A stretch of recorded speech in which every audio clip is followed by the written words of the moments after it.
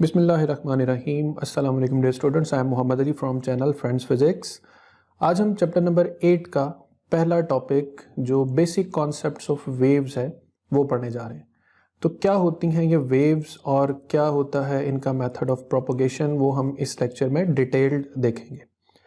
तो सबसे पहले स्टूडेंट्स, वेव्स को समझने के लिए हमें ये समझना पड़ेगा कि हम नेचर में किस तरीके से एनर्जी ट्रांसपोर्ट कर सकते हैं।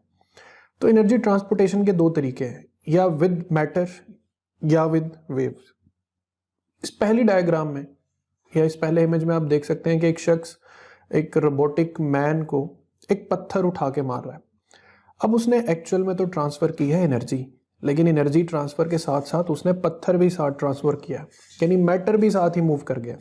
जबकि यही काम वो यूं भी कर सकता कि वो अगर इसको कोई दबका मार देता तो आवाज से जो लहरें थी वो भी इसको डरा सकती थी। अब आवाज प्रोड्यूस करने से कोई मैटर तो नहीं गया, लेकिन एनर्जी जो है वो उस रोबोटिक पर्सन तक लाजमी पहुंचेगी। सो इस स्लाइड को जनरलाइज करें तो वो जनरलाइजेशन ये है कि एनर्जी को दो तरह ट्रांसपोर्ट किया जा सकता है। एक वो जिसमें मैटर भी एनर्जी के साथ मूव करे, और एक वो जिसमें सिर्फ एनर्जी ट्रांसपोर्ट हो और मैटर ट्रांसपोर्ट ना हो। अब वेव्स की नेचर में क्या मिसालें हमें मिलती हैं। ये एक सर्फिंग पर्सन आप देख सकते हैं कि कितनी बड़ी समुद्री लहर पर सर्फिंग कर रहा है। एक इंतहाई खौफनाक मंजर भी समझा जा सकता है इसको। तो इसकी जो सर्फिंग है वो एक लहर के ऊपर है। अब ये लहर के मोमेंटम को यूज़ करते हुए जो अपना बोर्ड है वो आगे बढ़ा रहा है। तो ये एक मिसाल आपने अपनी ज़िंदगी में समंदरों के ऊपर लहरें बनती देखी होंगी। फिर इसी तरह पानी के अंदर कोई पत्थर फेंका जाए या कोई भी चीज़ फेंकी जाए तो उसमें रिपल्स प्रोड्यूस होते हैं। ये रिपल्स एक बड़ा ज्योमेट्रिक वे में एक्सटेंड करते हैं पानी के सरफेस पर। तो ये रिपल्स भी लहरों की मिसाल में आ जाती हैं। हमारी आंखें इलेक्ट्रोमैग्नेटिक वेव्स की वजह से एक वर्किंग में, मतलब रोशनी जो इलेक्ट्रोमैग्नेटिक वेव है हमारी आंखों में एंटर होती और हम रोशनी की मदद से फिर चीज़ों को देख सकते हैं। ये विजिबल लाइट, ये वेव्स है। सो हमारी चेहरे पे एक इंस्ट्रूमेंट ऐसा है जो इलेक्ट्रोमैग्नेटिक वेव्स के साथ काम कर रहा है, और हमारे चेहरे पर एक इंस्ट्रूमेंट ऐसा भी है जो लॉन्गिट्यूडनल वेव्स के साथ काम कर रहा है या मैकेनिकल वेव्स के साथ, जैसे ये कॉम्प्रेशनल वेव्स हैं। तो साउंड हमारे कानों में एंटर होकर ये जो ईयर ड्रम है इसको वाइब्रेट करता है, और इसके बाद ये हमारे कानों में ये कॉकलिया और दीगर कुछ छोटी छोटी बारीक सी बोन्स हैं जिनकी वाइब्रेशन से हम साउंड को सेंस कर सकते हैं। तो ये मिसालें हैं नेचर में कि हम वेव्स के साथ कैसे कनेक्टेड है। अब आपको मैं एक इमेज दिखाता हूँ जिसमें आप एक वेव पल्स बनती हुई देखेंगे। यूँ लग रहा है जैसे एक लहर आगे मुंतकिल हो रही है, मगर गौर से देखा जाए तो कोई भी शख्स उस लहर के साथ आगे नहीं बढ़ रहा। हर शख्स अपनी जगह पर उठता है और बैठता है एक ख़ास रिदम के साथ, और उस रिदम से हमें यूँ लगता है कि एक लहर आगे बनती हुई जा रही। सेम इसी तरह एक स्विमिंग पूल में अगर आप देखें तो एक जगह पर ही लोग मुसलसल वाइब्रेट कर रहे हैं या उस हरकत को रिपीट कर रहे हैं, और पूरे स्विमिंग पूल को देखा जाए तो यूँ लग रहा है जैसे इसमें लहरें सफ़र कर रही हैं, लहर ट्रांसमिट हो रही। सो इन सारे इमेजेस को बेटर अंडरस्टैंड करने के लिए हम अब स्टेप बाय स्टेप समझेंगे कि वेव्स क्या होती हैं। तो सबसे पहले डिफाइन करते हैं वेव को। वेव एक रिदमिक डिस्टर्बेंस है जो एनर्जी ट्रांसपोर्ट करती है विदाउट ट्रांसपोर्टिंग मैटर, मैटर को ट्रांसपोर्ट किए बगैर।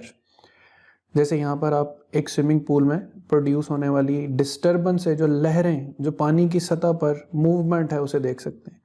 अब ये जो मॉलिक्यूल्स ऑफ वाटर हैं ये सिर्फ अपनी जगह पर जो है अपने मोशन को रिपीट कर रहे हैं। कोई भी लहर में आगे लहर के साथ साथ नहीं जा रहा। ये मैं आगे साबित भी करूँगा कि कोई भी पार्टिकल लहर के साथ आगे नहीं जाता, सिर्फ अपनी जगह पर एक पीरियोडिक मोशन परफॉर्म करता है। तो लहरों की या वेव्स की टाइप्स पे आते हैं तो ट्रांसवर्स वेव्स हैं, लॉन्गिट्यूडनल वेव्स हैं एंड इलेक्ट्रोमैग्नेटिक वेव्स हैं। वेव्स को फर्दर कैटेगराइज करें तो दो बड़ी कैटेगरीज आती हैं वेव्स की। एक मैकेनिकल वेव्स, वो वेव्स जिन्हें अपनी प्रोपगेशन के लिए मीडियम की रिक्वायरमेंट है। आप बगैर हवा के आवाज़ नहीं सुन सकते, तो आवाज़ एक मीडियम, लहर, हवा एक मीडियम है, उस मीडियम में साउंड प्रोपगेट कर सकता है। अगर हवा मौजूद नहीं होगी तो साउंड भी प्रोपगेट नहीं करेगा।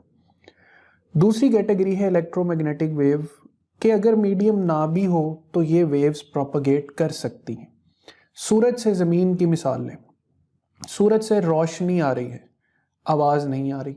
क्या ऐसा नहीं है कि सूरज पे बड़े बड़े धमाके नहीं हो रहे, लेकिन उन ब्लास्ट को हम क्यों नहीं सुन पा रहे? क्योंकि सूरज और ज़मीन के दरमियान एम्प्टीनेस है, वैक्यूम कंडीशन है, और मैकेनिकल वेव वैक्यूम से पास नहीं कर सकती, जबकि लाइट इलेक्ट्रोमैग्नेटिक वेव है और ये इलेक्ट्रोमैग्नेटिक वेव इजीली वैक्यूम से भी ट्रैवल कर सकती है।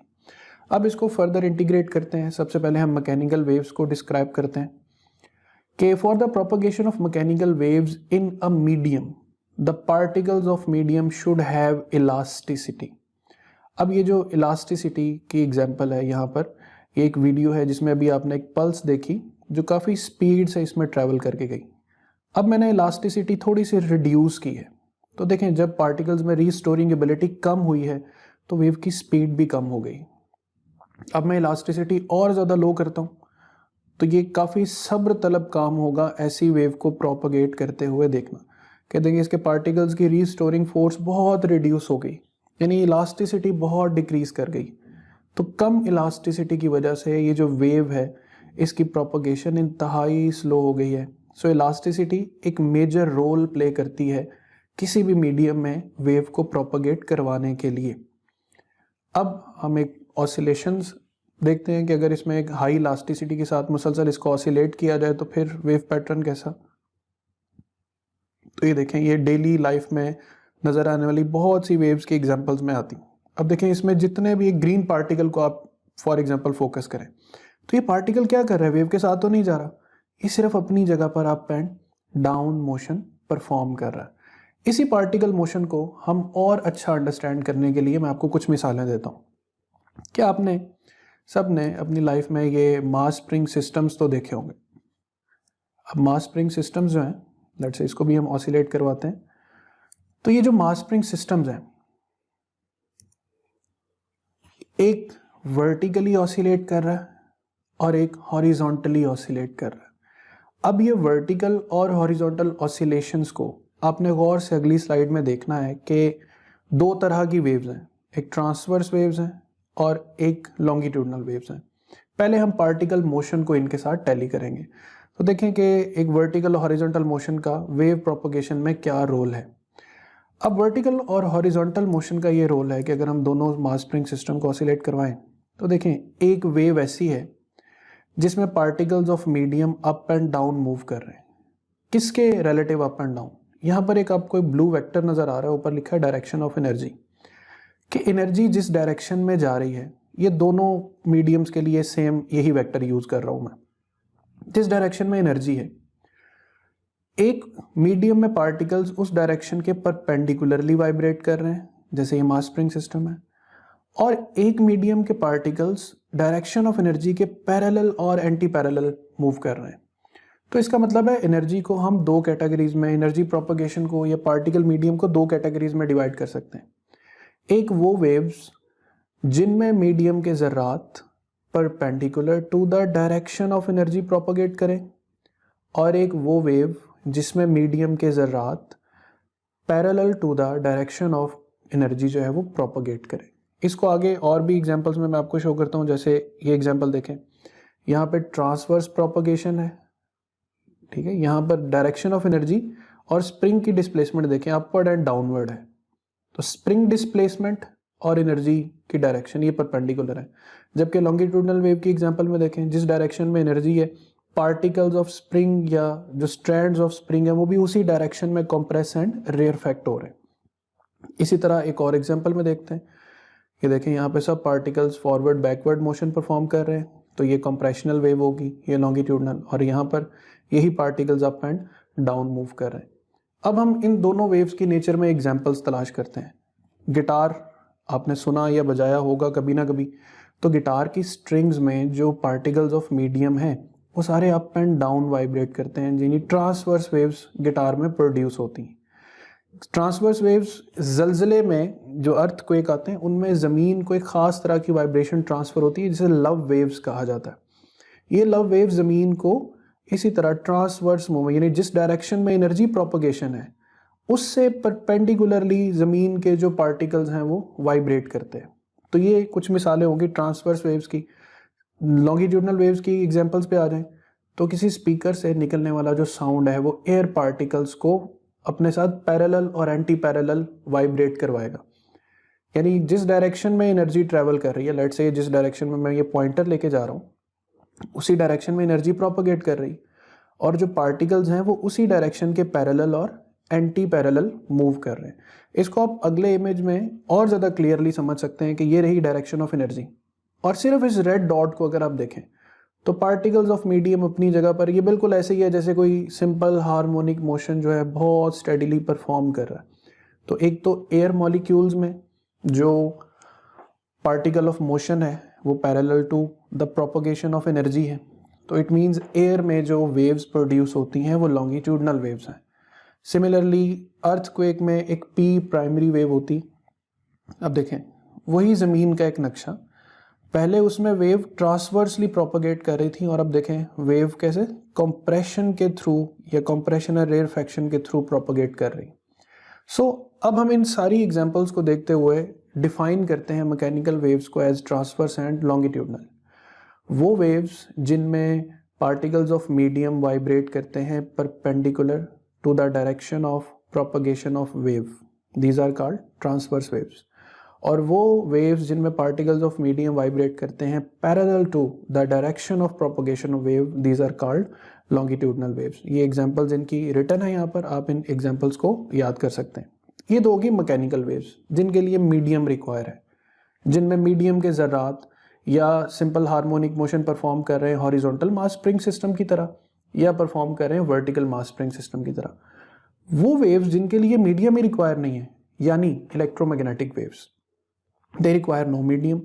तो जब मीडियम नहीं है तो ये प्रोपगेट कैसे करती हैं? यहाँ पर इलेक्ट्रोमैग्नेटिक स्पेक्ट्रम सारा मेंशन है, radio waves, microwaves, infrared, visible light, ultraviolet light, X-rays and gamma rays. आप इनको इसी सीक्वेंस में याद करेंगे, इट वुड बी बेटर, ये आपको सेकेंड ईयर में भी बहुत काम आएगा। और ये एरोज याद रखने कि गैमा से रेडियो की तरफ जाएंगे तो वेवलेंथ इंक्रीज करेगी, रेडियो से गैमा की तरफ आएंगे तो एनर्जी इंक्रीज करेगी, यानी एनर्जी और वेवलेंथ का इन्वर्स रिलेशन आएगा। अब मैं ये समझाता हूँ कि इलेक्ट्रोमैग्नेटिक वेव्स प्रोड्यूस कैसे होती हैं। स्टूडेंट्स, जब भी कोई चार्ज पार्टिकल ऑसिलेट करता है यानी परफॉर्म करता है सिंपल हार्मोनिक मोशन तो उसे चेंजिंग इलेक्ट्रिक फील्ड प्रोड्यूस होती। लेट्स से ये रेड कलर जो है ये चेंजिंग इलेक्ट्रिक फील्ड है। तो आपने चैप्टर 15 में इसको जो सेकेंड ईयर में पढ़ेंगे या आपने मैट्रिक में भी पढ़ा होगा कि चेंजिंग इलेक्ट्रिक फ्लक्स जो है वो क्रिएट करता है चेंजिंग मैग्नेटिक फ्लक्स। तो चेंजिंग इलेक्ट्रिक फील्ड और चेंजिंग मैग्नेटिक फील्ड की जो क्रिएशन है ये ऑटोमेटिकली वैक्यूम में ट्रैवल कर सकती है। अब इसके लिए कोई पार्टिकल्स ऑफ मीडियम नहीं चाहिए, ये एक्चुअल में स्पेस में जनरेट होने वाली इलेक्ट्रिक फील्ड्स हैं और ये इलेक्ट्रिक फील्ड विदाउट मीडियम भी क्रिएट हो सकती। तो oscillating electric field is causing oscillating magnetic field. अब आपको क्लियर पिक्चर देता हूं कि सूरज से ज़मीन तक रोशनी कैसे पहुंच रही है। तो सूरज से देखें हमें लाइट पहुंचती है, क्यों? क्योंकि light oscillating electric and magnetic fields पर मुश्तमिल है। इसके लिए कोई मीडियम पार्टिकल रिक्वायर नहीं है, no medium require, empty space, we are receiving light from the sun but we are having no sound from the sun. तो यहाँ तक मैकेनिकल और इलेक्ट्रोमैग्नेटिक वेव्स का डिफरेंस आपने देखा। अब इसको एक सिंपल चार्ट में मैं समराइज करूंगा कि all the waves are either mechanical either electromagnetic. और भी टाइप्स हैं वेव्स की, मैटर वेव्स भी होती हैं बट उसमें डिटेल में जाने की जरूरत नहीं है। So all the waves are either mechanical which require medium, either electromagnetic which do not require any medium. Electromagnetic waves में ये सारे मैंने नाम लिखे हुए हैं, आप इन्हें मेमोराइज करेंगे। दो चीज़ें यहाँ पर याद रखनी है, इलेक्ट्रोमैग्नेटिक वेव्स अपनी शेप में ट्रांसवर्स हैं। वेव्स की दो ही पॉसिबल शेप्स हैं, या वो ट्रांसवर्स हैं या वो लॉन्गिट्यूडनल है। इलेक्ट्रोमैग्नेटिक वेव्स अपनी शेप में ट्रांसवर्स हैं। ये कैसे ट्रांसवर्स हैं ये प्रूव होता है टॉपिक ऑफ पोलराइजेशन से। आप लेक्चर ऑफ पोलराइजेशन सुन सकते हैं कि लाइट को कैसे साबित किया जा सकता है कि लाइट एक ट्रांसवर्स वेव है। मैकेनिकल वेव्स की दो टाइप्स हैं, ट्रांसवर्स एंड लॉन्गिट्यूडनल। यहाँ पे एक इन्फॉर्मेशन मैं आपका इजाफा करता चलूँ कि ट्रांसवर्स वेव्स जो हैं वो सिर्फ और सिर्फ सॉलिड्स में क्रिएट हो सकती हैं या लिक्विड्स के सरफेस पर अपेरेंटली हमें लगता है कि ये ट्रांसवर्स मोशन है। लॉन्गिट्यूडनल वेव्स जो हैं ये बोथ सॉलिड्स एंड फ्लूइड्स में क्रिएट हो सकती हैं। So remember, transverse waves fluids में क्रिएट नहीं हो सकती, या पानी के अंदर या हवा में ट्रांसवर्स वेव्स क्रिएट नहीं कर सकते। ट्रांसवर्स वेव्स की एग्जांपल्स में वेव्स इन अ स्ट्रिंग है, लव वेव्स इन अर्थक्वेक्स है, और लॉन्गिट्यूडनल वेव्स की एग्जांपल में साउंड इन एयर है और पी वेव्स इन अर्थक्वेक है। तो ये स्लाइड आप इसका स्क्रीनशॉट लेकर इसको अपने पास रख सकते हैं मेमोराइज करने के लिए। अब ये जितनी वेव्स हैं, हमने शुरू कहाँ से की थी कि बात के एनर्जी ट्रांसपोर्टेशन के लिए वेव्स का इस्तेमाल करते हैं, जिसमें मैटर ट्रांसपोर्ट नहीं होता, सिर्फ एनर्जी ट्रांसपोर्ट होती। लेकिन इसमें एक बात का आपने ध्यान रखना है कि इन्हीं वेव्स को दो तरह से कैटेगराइज और किया जाता है। प्रोग्रेसिव वेव्स वो वेव्स जो एनर्जी को एक जगह से दूसरी जगह ट्रांसपोर्ट कर सकती हैं, यानी इनमें एनर्जी या वेव ट्रैवल करती है away from the source of disturbance. जैसे आप ये वेव देख सकते हैं कि ये स्पेस में फ्रीली प्रोपेगेट करती हुई ट्रैवल कर रही। स्टेशनरी वेव्स वो वेव्स जो दो रीजन्स के दरमियान बाउंड हो जाए, इनमें हार्मोनिक्स क्रिएट होते हैं, first fundamental, second fundamental, third fundamental, fourth fundamental etcetera. इसमें लूप्स बनती हैं। इसमें एनर्जी एक पॉइंट से दूसरे पॉइंट तक ट्रैवल नहीं कर सकती। सो प्रोग्रेसिव वो जिनमें वेव्स एनर्जी ट्रांसपोर्ट कर सकती हैं, स्टेशनरी वो जिनमें वेव्स एनर्जी ट्रांसपोर्ट नहीं कर सकती। प्रोग्रेसिव की भी एग्जांपल्स में ट्रांसवर्स लॉन्गिट्यूडनल दोनों आती हैं, स्टेशनरी में भी आप ट्रांसवर्स और लॉन्गिट्यूडनल दोनों प्रोड्यूस कर सकते हैं। एट दी एंड ये एक कंपैरिजन टेबल है स्टूडेंट्स, आप इसका स्क्रीनशॉट लेकर अपने पास स्टेशनरी और प्रोग्रेसिव का डिफरेंस जो है वो क्रिएट कर सकते हैं। यहाँ तक था introduction to basic concepts of waves. Next lecture तक अपना ख्याल रखिएगा। अल्लाह हाफिज़।